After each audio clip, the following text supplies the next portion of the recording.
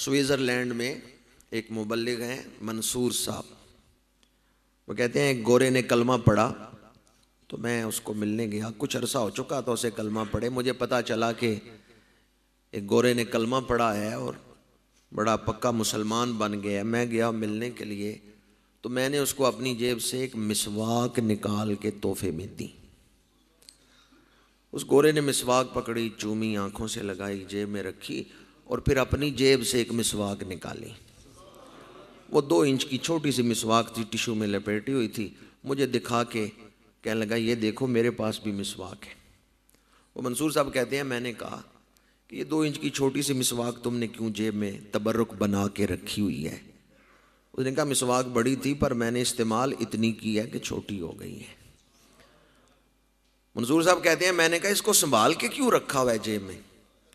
اس نے کہا اس مسواک کے ذریعے ہی تو مجھے اسلام کی دولت مل گئی ہے، یہ سبب بنی ہے کلمہ پڑھنے کا۔ وہ جو مبلغ ہیں انہوں نے پوچھا کس طرح سبب بنی ہے؟ انہوں نے کہا میرے دانتوں کو تکلیف تھی، میں ڈاکٹر کے پاس گیا، اس نے مجھے 1 مہینے کی دوائی لکھ کے دی۔ میں وہ دوائی کھا رہا تھا، ایک مسلمان دوست سے میں نے اپنی تکلیف بیان کی، اس نے مجھے یہ مسواک دی کرنے کے لیے۔ میں ڈاکٹر کی دوائی بھی کھاتا رہا، مسواک بھی کرتا رہا۔ مہینے کے بعد میں ڈاکٹر کے پاس گیا چیک اپ کروانے کے لیے، تو ڈاکٹر چیک کر کے کہنے لگا میری دوائی کے ساتھ کون سی اور دوائی تم نے کھائی ہے؟ میں نے کہا میں نے تو کوئی اور دوائی نہیں استعمال کی، میں تو صرف تمہاری دی ہوئی دوائی استعمال کرتا رہا ہوں، اور تو کوئی دوائی نہیں میں نے استعمال کی۔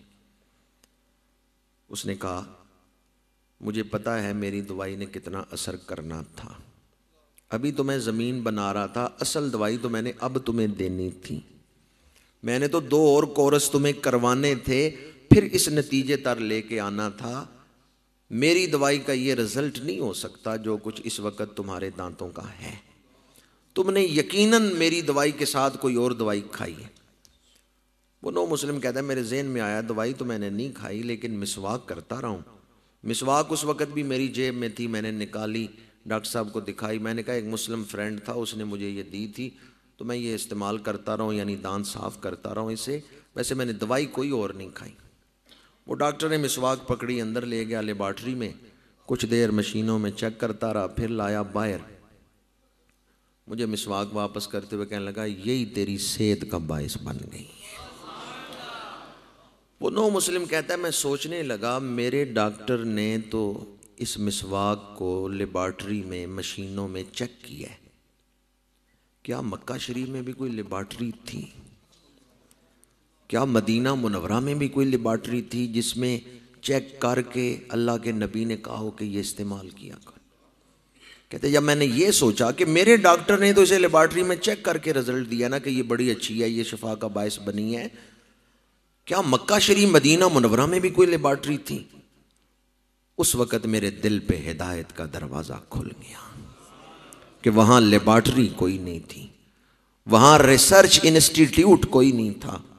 وہ نبی جو مسجد نبوی کی چٹائیوں پہ بیٹھ کر ایسا نفع بخش علم دنیا کو دے رہا ہے، میں گواہی دیتا ہوں اللہ کا سچا رسول ہے۔ وہ اور مذاہب یا نظریہ ہائے حیات ہوں گے جنہیں سائنسی ترقی سے خطرہ ہے، اسلام کو کوئی خطرہ نہیں ہے، اس لیے کہ جتنا علم پھیلتا جائے گا اسلام کے آگے علم جھکتا جائے گا، اسلام کو منواتا جائے گا۔ وَلَلْآخِرَةُ خَيْرٌ لَكَ مِنَ الْأُولَىٰ، ہر آنے والا لمحہ پہلے لمحے سے بہتر ہے، افضل ہے اور اعلیٰ ہے۔ اسلام کا چشمہ کبھی خشک ہونے والا، فیض محمدی کا چشمہ کبھی خشک ہونے والا